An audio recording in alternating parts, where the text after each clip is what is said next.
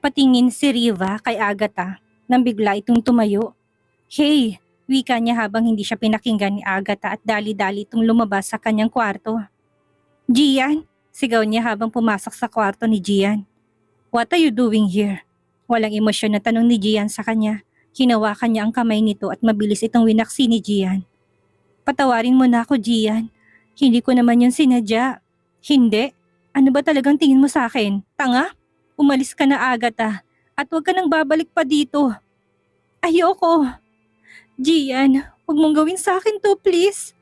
Gian, asawa mo ko. Asawa? Wika ni Gian habang tinignan siya na nakakainsulto. Alam mong asawa lang kita sa papel. Kaya sa oras na makapag-file ako ng divorce, siguraduhin kong maibabalik ko kayo sa basurang pinanggalingan niyo. Wika ni Gian sa kanya at tinulak siya. Gian, pwede bang makinig ka na muna sa akin? Mahina niyang wika habang tumayo. Nang makalapit siya kay Gian ay kaagad na itinaas ni Gian ang kamay niya para sana sampalin si Agatha pero mabilis na hinarang ni Riva ang sarili niya. Kaya siya ang natamaan. Galit na napatingin si Gian sa kanya bago ito tumalikod muli. Akmang susunod na naman sana si Agatha sa kanya pero mabilis siyang hinawakan ni Riva. Bitawan mo ako, susundan ko si Gian. Iyak na wika niya pero mahigpit pa rin siyang hinawakan ito. Ano ba, Riva? Pwede bang tumigil ka na sa kabaliwan mo, Agatha? Malakas na sigaw ni Riva sa kanya. Kaya namilog ang kanyang mga mata. Hindi ka ba nakakaintindi? Hindi ka niya mahal. Bakit si Shaira? Napatitig sa kanya si Riva dahil sa sinabi niya. Alam ko matututunan niya rin akong mahalin. Nagkakamali ka. Kaya gumising ka na sa kabaliwan mo, Agatha. Hindi ako baliw, Riva. Nailing na wika ni Agatha habang umiiyak. Agatha, kahit kailan, hindi ka magagawang mahalin ni Gian. Hindi. Mali ka, Riva. Alam ko. Alam ko na matututunan din niya akong mahalin. Agatha, tama na, pwede ba? Mas lalo ka lang masasaktan dahil dyan sa ginagawa mo. Napatitig sa kanya si Agatha habang patuloy na naglalandas ang kanyang mga luha sa mga mata. Maawa ka naman sa sarili mo, Agatha. Tama ng ginagawa mong kabaliwan sa kanya. Hindi to kabaliwan. Bata pa lang kami ay kilalang kilala ko na si Gian. Agatha, hindi ikaw ang mahal niya. Lalong napahikbi si Agatha dahil sa kanyang narinig. Anong gagawin ko para mahalin niya ako, Riva? Alam mo bang ginawa ko ng lahat? Pero bakit kulang pa rin? Bakit hindi niya pa rin ako magawang mahalin, Riva? Iyak na tanong niya kay Riva. Hindi napigilan ni Riva na yakapin si Agatha dahil awang-awa na siya dito. Huwag kang mag-alala, Agatha. Tutulungan kita. Tutulungan kitang malimot mo siya. Bitaw sa pagkakayakap si Agatha kay Riva at taka itong napatingin sa kanya. Magsasalita na sana siya nang bigla siyang siilin ni Riva ng halik sa kanyang labi. Tinangka ni Agatha na itulak si Riva pero sadyang malakas si Riva at hindi ito nagpatinag. Pinagbutihan niya ang ginawa niyang paghalik kay Agatha habang sa hindi na ito pumalag. Sa bawat paggalaw ng labi ni Riva ay may nararamdaman si Agatha na ibang emosyon dito. Nang bitawan ni Riva ang kanyang labi ay napatitik siya rito habang ang mga mata ni Riva ay namumungay na nakatingin sa kanya. Magtiwala ka lang sa akin, Agatha. Wika nito sa kanya habang hinawakan ni Riva ang kamay niya. Hindi maintindihan ni Agatha ang sarili niya. Hindi niya alam kung bakit siya sumama kay Riva. Blanko rin ang isip niya. Ramdam niyang init sa kanyang mga mata dahil sa patuloy na pag-iyak niya. Hindi pa rin mawala sa isip niya ang galit na mukha ni Gian. Hindi rin niya maiwasang makaramdam ng takot dahil sa sinabi ni Gian sa kanya. Napatingin si Agatha sa kanyang kamay nang hawakan to ni Riva. Ngumiti si Riva sa kanya habang tinititigan niya lang ito. Isa rin sa gumugulo sa isip niya si Riva. Hindi niya alam kung bakit ganito ang pinapakita nito sa kanya. Nang huminto ang kotse ni Riva ay napatingin si Agatha sa labas. Nakita niyang isang malaking mansyon at napatingin sa paligid. Nang bumaba si Riva ay umikot ito at pinabuksan si Agatha ng pinto sa kotse niya. Hindi maiwasan ni Agatha na mapatitig muli kay Riva dahil sa pagiging gentleman nito. Kaninong bahay to? Tanong niya habang hindi pa rin binibitawan ni Riva ang kanyang kamay. Bahay namin, nilingon siya ni Agatha dahil sa sagot niya. Ibig sabihin nanditong pamilya mo? Tanong niya habang tumango si Riva sa kanya. Teka lang, mahina niyang wika habang huminto siya. Nakakahiya naman sa kanila, yukong wika niya habang ngumiti si Riva habang inangat ang mukha niya. Hindi mo kailangang mahiya sa kanila. Bakit mo ko dinala dito? Gusto ko lang makalayo ka sa kanya. Ramdam ko kasi na nahihirapan ka at mas lalo ka pang mahihirapan kapag palagi mo siyang makikita. Alam mo ba, ngayon ko lang to naranasan, ngiting wika ni Agatha habang pinupunasan niyang kanyang mga luha. Simula noon ay wala man lang akong kakampi. Wala man lang nagtatanong sa akin kung ayos lang ba ako o kahit sa ganitong sitwasyon. Pero nung dumating si Shaira, gumana ang pakiramdam ko. Dahil nasa tabi ko siya lagi. Dahil may kakampi na ako at ramdam ko na hindi na ako nag-iisa. Pero habang tumatagal, dumating ako sa point na nainggit na ako sa kanya dahil nasa kanya ng lahat. Atensyon, pagmamahal, kayamanan. At si Gian, iyak na wika sa kanya ni Agatha. Alam mo bang habang pinapanood ko sila sa monitor ay para ako nadudurog sa sakit. Lalo ng mga tingin ni Gian sa kanya at mga pag-aalaga niya na simula pa lang noon kasama ko siya hindi ko naranasan. Wika niya habang muling pinupunasan ang kanyang pisngi at may malungkot na ngiti sa kanyang labi. Sa tuwing nakikita ko siyang ganon ay agad kong nakikipagpalit kay Shaira. Nakakatawa hindi ba? Pero alam mo ko ano yung mas masakit. Yung time na ako ang kaharap niya pero ramdam ko na si Shaira ang hinahanap niya. Dagdag niya. Sino ba si Shaira? Siyang kakambal ko, Riva. Una pa lang alam ko na may kapatid ako. Pinaalam na yun sa akin ni Daddy pero alam mo bang masama ang loob ko kay Mommy dahil iniwan niya ako kay Daddy. Araw-araw ako nagdusa sa kasalanan niya, Riva. Hagulhol na wika ni Agatha. Kaya niyakap siya ni Riva. Huwag mo na muna silang isipin, Agatha. Kalimutan mo na muna ang mga tao at bagay na siyang dahilan kung bakit ka naging ganito. Wika ni Riva sa kanya habang hinalikan ang noo niya. Iho, mabilis na bumitaw si Agatha kay Riva nang makarinig to na isang boses.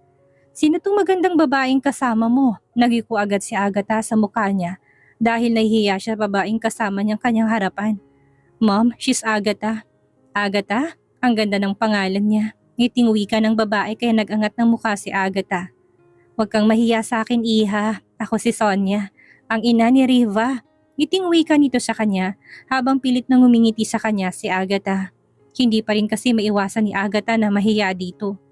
Pumasok na muna kayo, muling wika nito habang nasa bewang niya ang braso ni Riva. Matapos nilang kumain na hinatid ni Riva si Agatha sa guest room. Hindi niya rin iniwanan at nagpasya siya na sa sofa na matutulog. Pwede ka namang matulog sa kwarto mo, yung wika ni Agatha sa kanya. Ayos lang naman ako dito, Riva. Mahinang sambit ni Agatha kaya napatingin si Riva sa kanya. Bakit mo pala ginawa sa akin to? Bakit mo ko tinutulungan? Tanong niya dito. Ayaw lang kitang makitang nahihirapan at nasasaktan. Salamat ha, mabuti ka pa. Malungkot na wika niya rito. Pasensya ka na pala sa ginawa ng kambal ko sa'yo. Hinging tawad niya rito. Wala yun, pero alam mo, hindi pa rin talaga ako makapaniwala na hindi pala ikaw yun, kaya pala biglang nagbabagong ugali mo. Dahil ibang tao pala yun, nailing na wika ni Riva sa kanya. Alam mo si Shaira, nakakainggit siya. Malungkot na wika niya. Bakit ka naman naiinggit sa kanya? Alam mo ba na mas maganda ka kesa sa kanya? Hindi napigilan ni Agatha na mapangiti dahil sa sinabi ni Riva. Sira ka talaga, alam mo naman na magkamukha lang kami. Natatawa nitong wika kaya hindi maiwasan ni Riva na mapatitig sa kanya. Pero alam mo kahit na magkamukha kami, mas lamang pa rin siya sa akin. Sobrang talino nga niya eh. Alam mo bang siyang dahilan kung bakit mas yumaman pang pamilya nila? Napakunot ang noon ni Riva dahil sa sinabi ni Agatha. Pamilya nila? Hindi ba pamilya mo rin sila? Malungkot na napangiti si Agatha dahil sa sinabi sa kanya ni Riva. Hindi naman nila ako itinuring na pamilya, Riva. Mali ka, Agatha. Dahil kung hindi ka nila tinuring na pamilya, edi sana hindi nakikipagpalit si Shaira sa'yo. Natigilan si Agatha. Dahil sa kanyang narinig. Sa mga naririnig ko tungkol sa kapatid mo, masyado siyang walang puso, walang awa at walang pakialam sa mga tao sa paligid niya. Kaya imposible na gagawin niya na makipagpalit sa'yo kung hindi ka niya mahal, Agatha. Napayuko si Agatha habang iniisip ang lahat ng ginawa ni Shaira sa kanya. Kinabukasan ay nagising si Riva na mahigpit na nakayakap si Agatha sa kanya. Habang nagkwekwentuhan sila kagabi ay hindi na nila namalayan nakatulog na sila. Hindi na rin siya nakabalik sa sofa dahil humiga siya sa tabi ni Agatha. Hindi maiwasan ni Riva na mapatingin sa maamong mukha ni Agatha Habang mahimbing itong natutulog, pinapangako ko sa'yo, Agatha, simula ngayon, hindi ka na mag-iisa. Tutulungan kitang makalimutan mo si Gian. Wika niya, tinalikan ng noo ni Agatha. Nang marinig ang tunog sa kanyang phone ay dahan-dahang bumangon si Riva at sinagot ang tawag. Where are you? Tanong ni Gian sa kabilang linya. Nasa bahay, sagot niya dito. Busy ka ba? Tanong ni Gian sa kanya. Dahil alam niya na kapag umuwi ito, ay may pinapagawa sa kanya ang mommy niya. Yes, dude. Kung hindi ka na busy, puntahan mo ko. Wika nito habang pinatay ang kabilang linya. Nilingon niya si Agatha at nakitang gising na ito. Kaya ngumiti siya dito. Nang maligo si Agatha ay bumaba si Riva para ipaghanda ng pagkain si Agatha. You look so beautiful, manghang wika niya habang suot ni Agatha ang dress ng kanyang mommy. Ayos lang ba? Nahihiyang wika nito.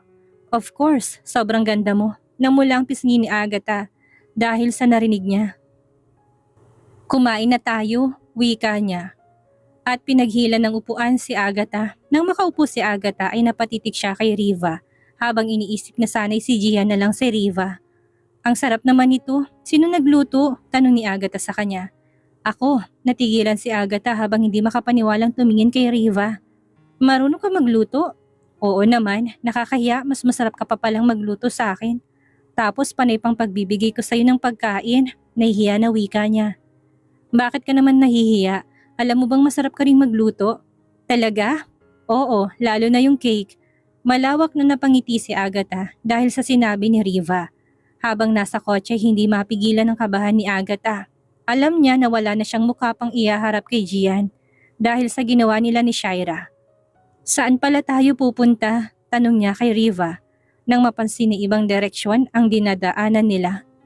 Magbabakasyon. Bakasyon? Saan? Sa probinsya namin. Huwag kang mag-alala, maganda ron. At sinisigurado ko sa'yo na sa pagbalik natin, makakalimutan mo na siya. Wika ni Riva habang nasa daan ng atensyon nito. Sasakay tayo dyan? Tanong niya habang nakatingin sa isang eroplano. Yes, sagot sa kanya ni Riva habang hinawakan ang kamay niya.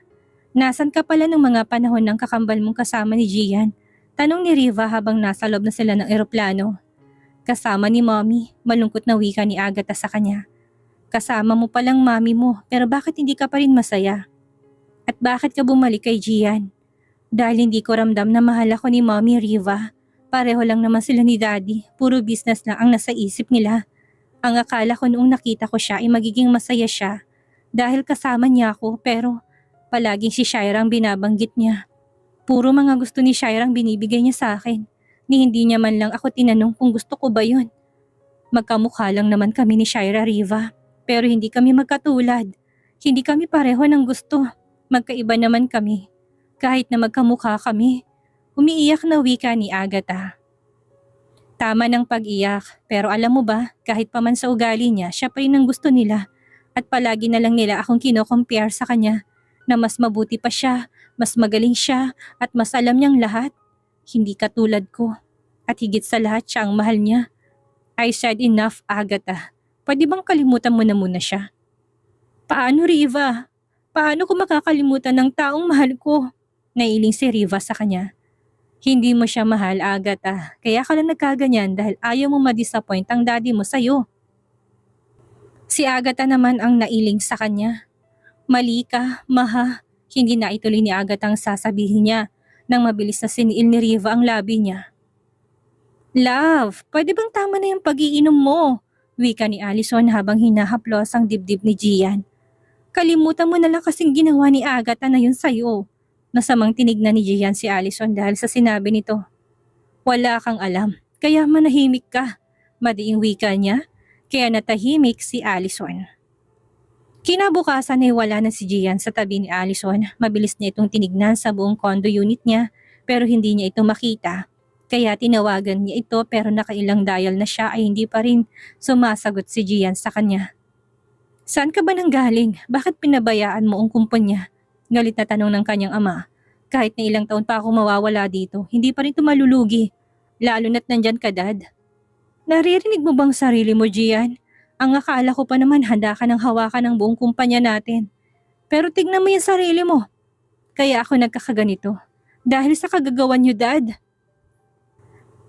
Napakunot ang noon ng kanyang ama dahil sa sinabi ni Gian sa kanya. Maayos naman sana ako, pero pinilit niyo akong ipakasal sa babaeng yun. Alam mo bang ginawa niya sa akin, Dad? Pinagmukha niya akong tanga. Nakakatawa dahil ang akala ko ako yung nababaliw, Dad. Sila yung baliw. Malakas na sigaw ni Gian, kaya lalong naguguluhan ang kanyang ama. Iho, magpahinga ka na muna. Tignan mo naman yung sarili mo. Wika ng kanyang ina, habang hindi maiwasang mag-alala sa anak niya dahil napapabayaan na nitong kanyang sarili. Ayusin mo yung sarili mo. Madiing wika ng kanyang ama habang tinalikuran sila. San, malalampasan niyo rin kung ano man ang pinagdaanan niyo ni Agatha.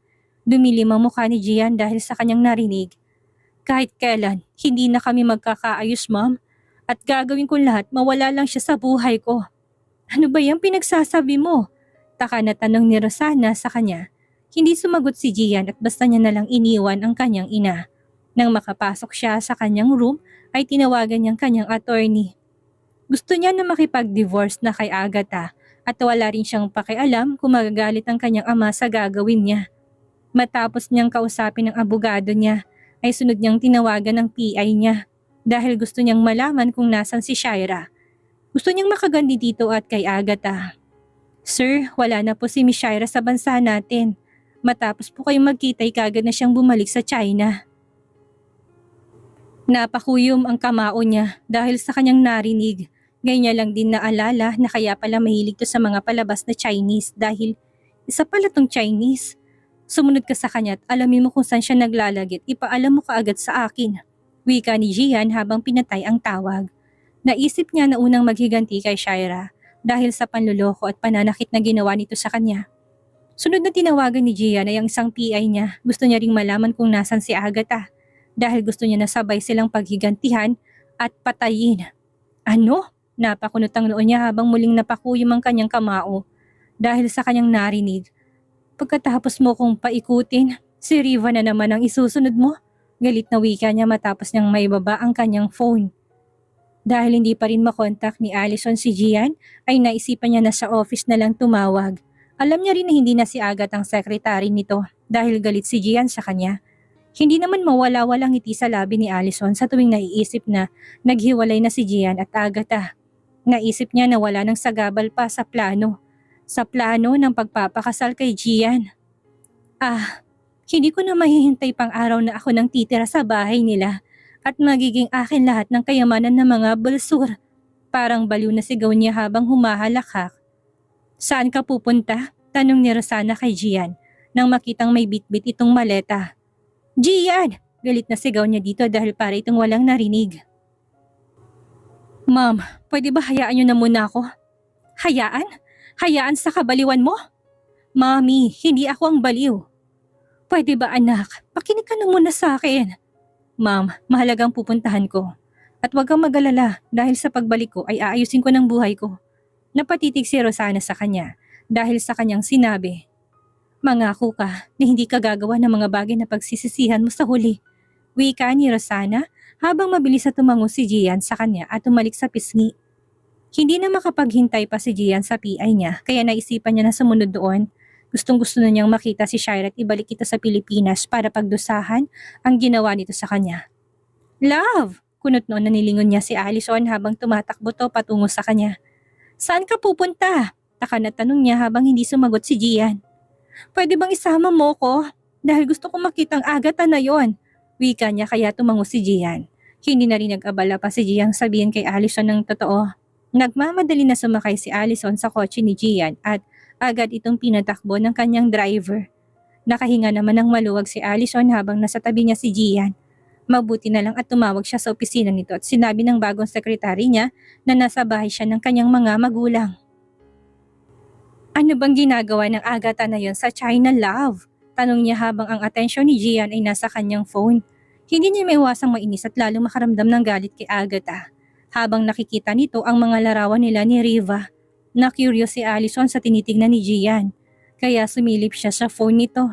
Agad namilog ang mga mata niya dahil sa kanyang nakita. Anong ibig sabihin niyan? Bakit magkayakap sila? Tanong niya habang gumalaw ang panga ni Gian. Kaya pala, hindi na nagpapakita sa akin si Riva dahil kasama niya palang babaeng yan. Napakawalang hiya niya talaga. Bakit ba pati si Riva ay gusto niyang agawin sa akin? Inis na wika ni Allison habang napalingon si Gian sa kanya. Parang kapatid ng turing ko kay Riva, love. Kaya akin lang kayo't ayaw ko na maging malapit kayong pareho sa walang hiyang babaeng yan. Galit na wika ni Allison. Hindi rin mapigilan ni Gian na makaramdam ng inis kay Riva dahil sa ginawa nito. Hindi niya maintindihan ng kaibigan niya kung bakit mas pinili pa nitong samahan si Agatha kaysa sa kanya. Ayaw niya rin na lolokohin ni Agatha si Riva, kaya gusto niya kaagad na makabalik para mailayo si Riva kay Agatha. Dahil ayaw niyang danasin ni Riva ang dinanas niya mula kay Agatha. Ano kayang mangyayari ngayon na halos nagpaslangit ang galit ni Gian kay Shaira at Agatha? Si Riva na kaya ang lalaking magbibigay ng pagmamahal at pagpapahalaga kay Agatha? At mahanap kaya ni Gian si Shaira para mapaghigantihan? Yan ang ating aalamin sa susunod nating kabanata.